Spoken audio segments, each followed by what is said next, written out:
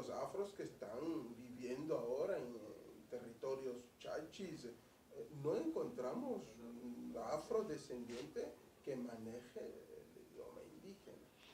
Luego, ¿cómo se forman los pueblos? Ahora, los ancianos nos han dicho, en algunos casos por familias, empiezan con familias reducidas, entre familias, y la familia como que va llenando la comunidad o el pueblo. ¿Cómo le consta? Sí que probablemente, supongamos, Borbón, Maldonado, la formación de estas comunidades ha sido alrededor de familias y que poquito a poco iban creciendo. ¿Qué hipótesis podríamos un poquito históricamente sostener? A ver, Dos. Primero, la cuestión de los indígenas.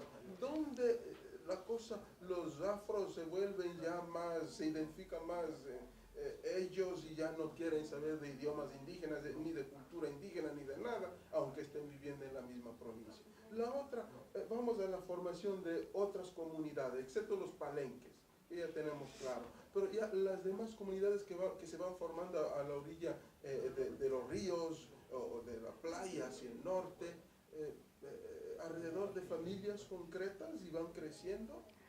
a ver, hay como dos... yo creo que esto ya se puede apoyar en la historia, ¿no? Lo que voy a decirlo ya es apoyado en los documentos de los mercedarios, en los documentos, un poquito en Balboa, pero más que todo en los mercedarios.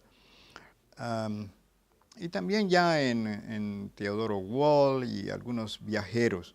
Es interesante leer a los viajeros. Hay un señor Stevenson que viaja 1800 y puchito por acá. Pero bueno, esto ya es documento, ¿no? Y voy a decirlo de memoria. Lo que nosotros descubrimos es que la reducción, que fue una estrategia de los colonizadores, de los españoles, pero en la cual la iglesia apoyó mucho, la reducción de los grupos indígenas, la reducción de los cimarrones, la ruptura de los palenques para formar comunidades, era un encargo importantísimo, no solamente en las autoridades, pero también en los sacerdotes que venían a trabajar como evangelizadores. Entonces eso fue una fuerza muy grande. O sea, se redujeron muchísimas comunidades. En esas comunidades que se reducían, que se juntaban, que se hacían estas comunidades, el idioma español era parte del proceso de reducción. Igual que era importante la plaza española, la iglesia, la alcaldía, el cuadro español y alrededor del cuadro español, usted conoce bien eso. Entonces, pero la lengua era importante porque el poder ya no estaba en manos de los cimarrones. El poder, ¡qué gracias! Perdone, acá cortaremos. Está arreglando mi computadora. Entonces, el poder, la representación del poder, el símbolo del poder era la lengua.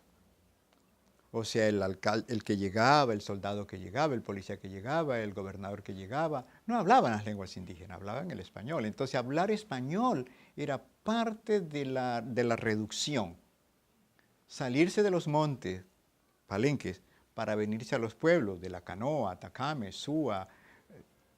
Para hacer esos pueblos, los cimarrones tuvieron que dejar los palenques, cerrar los palenques, por eso no tenemos memoria de los palenques, memoria física, y reducirse, porque la reducción era la paz, pero el idioma también era la paz, entenderse con las autoridades. Los últimos documentos de los últimos cimarrones son bien interesantes, porque lo que las autoridades dicen es que a duras penas hablan español, y necesitan un gobernador para Esmeralda que hable español, que se entienda con las autoridades, que pueda ir a Quito a conversar. No pueden ir con el idioma indígena. Entonces, los idiomas indígenas empiezan a ser una carga de la cual hay que desembarazarse.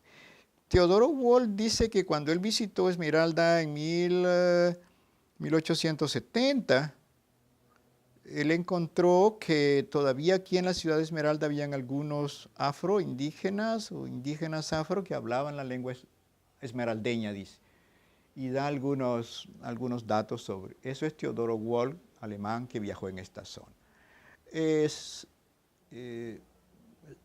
Begne Stevenson, que visita el río Cayapa en 1820, 1810, 1815, sí, 1810, 1815, Stevenson fue gobernador de esta provincia. Él viaja a todo el sur. Y él se va al Cayapas, él se va al Santiago, él se va a Tumaco, él se va a todas esas regiones, y él entonces da una buena visión de cómo estaba la cosa. Él dijo, los Cayapas están viviendo del pueblo de Espíritu Santo para abajo. De Espíritu Santo para arriba viven los malabas, los últimos malabas. ¿Sí? Y él habla de la población afro que estaba en la costa. Entonces, si uno pega todas esas historias escritas, uno se va a dar cuenta de que había una desaparición indígena muy rápida, un reemplazo muy rápido, ¿no es cierto?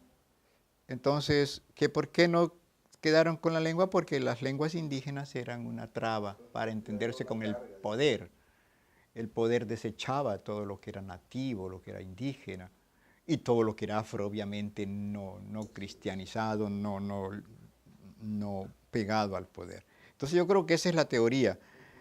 No obstante, Wolff asegura de que algunos afro estaban hablando algunas lenguas indígenas. Ahora, hoy en la actualidad, pues los afros que han convivido con los chachi, hay una fuerte cantidad que habla chapalá, ¿no es cierto? Y entienden y están... Pero esta no se ha dado mucho por las fuertes leyes indígenas. Entonces, eso es mi visión del asunto, lengua, mezcla. Pero como digo, esto ya son documentos, esto ya está documentado, esto ya se puede leer en documentos si uno los estudia con cuidado, ¿no? Y el otro punto, la formación de comunidades alrededor de familias. La formación de comunidades. Nosotros estábamos, cuando paramos el trabajo en el norte, estábamos trabajando la fundación de los primeros caseríos. Es una pena que eso se quedó allí, no se avanzó. Playa de Oro, los reales de Mina fueron los centros. El norte, porque a veces cuando se habla de los palenques, de los cimarrones, la gente dice, pero los cimarrones, no, los cimarrones llegaron en sus aventuras hasta la Tolita, hasta la desembocadura de Santiago, en sus aventuras, ¿no es cierto? Pero no colonizaron los cimarrones, regresaron a Esmeralda. Los cimarrones estaban en Esmeralda, iban a la Tolita a buscar oro, a pelear con los indígenas que estaban ahí, pero siempre su centro, sus palenques fueron acá. Ningún cimarrón se asentó en el sur de Esmeralda. Ahí se asentaron los reales de Mina. Y a partir de los reales de Mina, cuando se termina la esclavitud, nosotros no hemos encontrado ningún testimonio posterior, cuando se termina la esclavitud, entonces se rompen los reales de Mina y se da un fenómeno que, aunque no está documentado, nosotros lo suponemos, que es el reencuentro. Se empiezan a dar unos movimientos de reencuentro. No está documentado, nadie lo menciona, nadie quiere hablar de eso, pero estamos seguros de que se debió dar.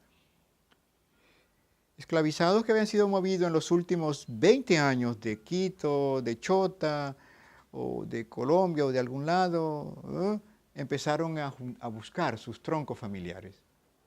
Eso es un fenómeno que nadie lo ha explorado, pero que está ahí. Entonces, Timbiré, Selva Alegre. Hablemos de Selva Alegre. Cuando los esclavizados de Playa de Oro resuelven romper los reales de Mina por su propia voluntad, entonces se empiezan a desprender troncos familiares completos. No sé, Quiñones. Hablemos, por ejemplo, de la fundación de Telembí en el Cayapa, que es la más distante. ¿No es cierto? Entonces ellos hablan, Manuel Trino sale de Playa de Oro con su familia en un rancho, en una canoa ranchada, con toda su familia y sus santos, incluyendo la Virgen del Rosario. Baja a Santiago, llega a Borbón, no había nada en Borbón, no era comunidad Borbón, y coge Cayapa arriba, pueblo que estaba totalmente dominado culturalmente por los chachis, y se va hasta Telembí, y ahí funda un pueblo. La oralidad va contando hasta allí. Los chachis le dicen que se asiente ahí o le permiten que se asiente allí.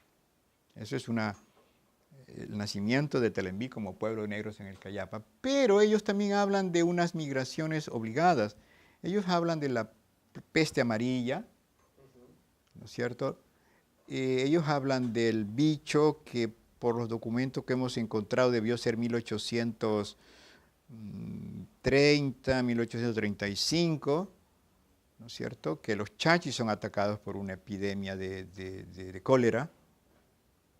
Entonces hay muchos chachis que se mueven y abandonan territorio. Y los afros que estaban en Santiago cruzan la montaña entre Santiago y Cayapas y colonizan esas regiones que estaban quedando. Porque no hay que olvidar que el territorio estaba vacío. O sea, los chachis no estaban tampoco allí. Los chachis también llegan posteriormente para ubicarse en el Cayapas.